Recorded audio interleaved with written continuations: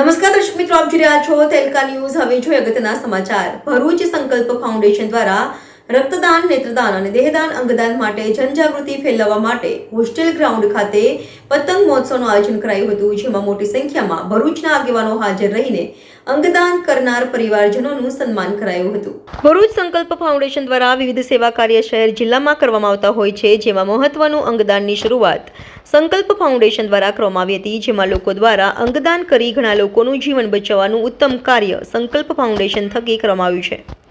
જેના ભાગરૂપે સંકલ્પ ફાઉન્ડેશનના સમાજમાં રક્તદાન, નેત્રદાન, દેહદાન, અંગદાન પ્રત્યે લોકોમાં જનજાગૃતિ આવે તે હેતુથી દર વર્ષે પતંગ ઉત્સવની ઉજવણી કરતા હોય છે અને દેહદાન અને અંગદાન કરનારના પરિવારજનોનું સન્માન પણ કરાય છે।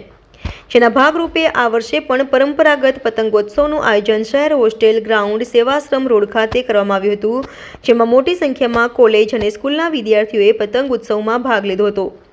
આ પતંગ ઉત્સવમાં પતંગો ઉપરાંત રક્તદાન, નેત્રદાન, અંગદાનના સૂત્રો સાથેની પતંગ ઉડાવી લોકોમાં જનજાગૃતિ ફેલાવવાનો પ્રયાસ કર્યો હતો। આ પ્રસંગે ભરૂચના ધારાસભ્ય રમેશ મિસ્ત્રી, માં મણિબા ટ્રસ્ટના સંસ્થાપક ધનજી પરમાર, સંકલ્પ ફાઉન્ડેશનના પ્રમુખ સંજય તલાટી સહિત સભ્યોએ અંગદાન, દેહદાન, નેત્રદાન કરનારા લોકો અને તેમના પરિવારજનોને સન્માન કરવામાં આવ્યા હતા।